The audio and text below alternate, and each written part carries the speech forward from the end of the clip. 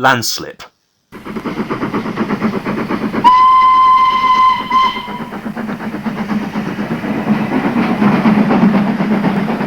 A few days later, Leo was working alone in the yards at Oakham Road. It was his punishment after his incident with the ballast trucks. He banged the trucks everywhere and grumbled crossly about it. The others were feeling increasingly worried. "He's never been this moody before," said Kirsty. "He's been like this ever since the accident." "Well, after something like that, who wouldn't?" Tom sighed. "Have you noticed Ross lately?" he added. "No, why?" "He's been looking guilty about something, right after the new controller had stern words with Leo." Tom wasn't the only one with concerns. The new controller and Mr. Williams were having a conference in his office. "So, in a few weeks, we should be expecting some rail enthusiasts for our autumn rail tour," the new controller was explaining. "By the sound of things, this is going to be a big guest list, so we're going to need as many of our best coaches as we can possibly get together." "But who will be taking the rail tour?" Mr. Williams asked. The new controller paused, then looked out at the yard at Leo. "I would consider Ross and Leo," he answered shortly. Mr. Williams looked confused. "But Leo's on punishment work," he pointed out. "That's as may be, but to be honest, there's more to the truth of the incident as it looks." Mr. Williams stared. "You mean you knew?" "I have eyes, don't I? Of course I knew," the new controller replied. "But how would you know?" "Because of the look on Ross's face after I spoke to Leo," the new controller went on. "After Leo went into the shed, I saw the look of guilt in Ross's face, and it just came to me. So this is why," he finished. "We shall use this rail tour as a chance to put their rivalry aside, but for now, we shall just keep this between us, agreed?" Mr. Williams agreed and left the office. A few days later, the heavy rains returned, with a vengeance. It was Chelsea's turn to take the early morning mixed train. She had spent 2 days in the workshops having her cab modified for the heavier rainy weather, for her original cab was quite small and exposed. Now her cab had been made larger and more covered to give her crew better protection from the elements. Which was more than could be said for Chelsea, who felt the heavy rain terribly. "Terrific," she grumbled. "Sometimes I wish I was a passenger inside, out of the wet, instead of bearing the brunt of it." Chelsea's train was a mixed one. At the end of her 3 coaches, she had 2 fruit vans and a cattle van to take the farmers' cows to market on the main line. Leo shunted the cattle van onto the end and went back to the sidings to shunt some more trucks. As he passed her, Chelsea gave him a friendly whistle of hello, which he mournfully replied. Chelsea watched him go sadly back to work before she heard her guard's whistle sound and she puffed slowly out of the station. On the line outside Acorn Junction, it ran along a ledge with a forest on top. There was one troublesome thing about the stretch, for it was sometimes susceptible to prolonged flooding. As Chelsea approached the stretch, she felt her rails sink slightly under her wheels.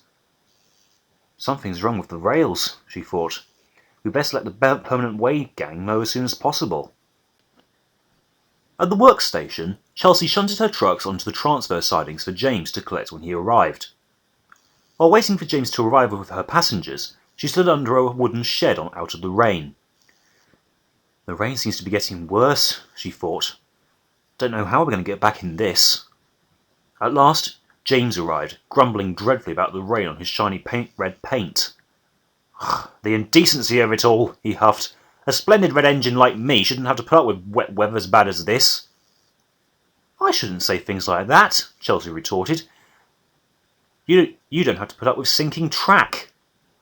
James snorted and went about his work. Soon, Chelsea's next train was due, and she trundled out of the shed and back out into the beating rain. Because the turntable in the yard was flooded due to the heavy rain, she had to run tender first, which was a problem for her crew, for they now were completely exposed and the rain was getting heavier. Despite this, she started off promisingly, but she had little idea of what lay ahead for her.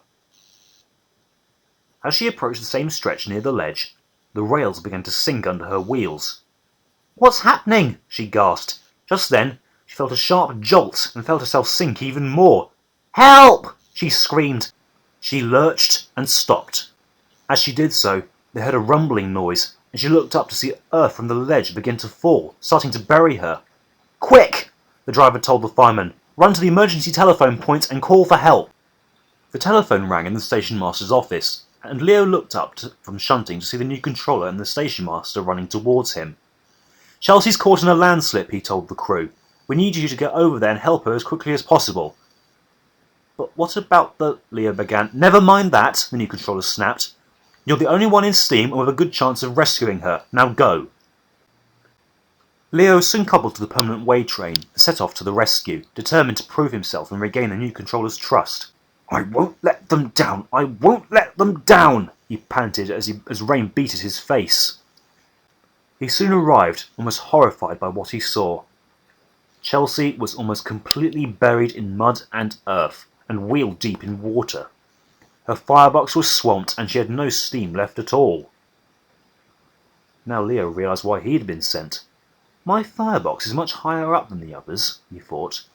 "That dip in my running board is a lot more useful than some people think."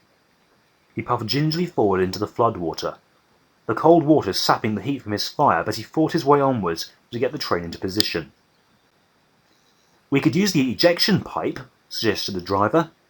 "We'll have to," said a workman. "It's too dangerous to go out, and there may be another slip at any time." Carefully, the workman slithered the long pipe over the mound of earth and activated the machine. Rocks and mud were soon being sucked away through the pipe and out of the way, so Leo was able to get into position so they could attach a cable between him and Chelsea's tender coupling, while Chelsea's driver uncoupled the coaches so Edwin, who came up from the other line, to pull the passengers clear.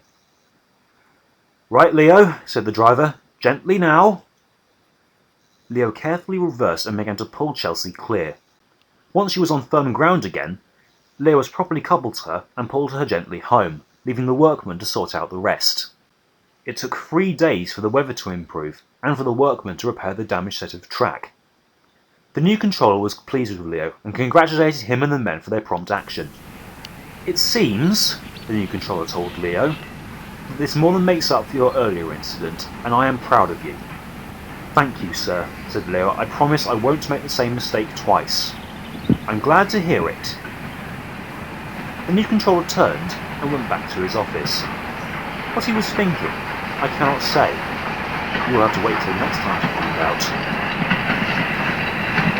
out.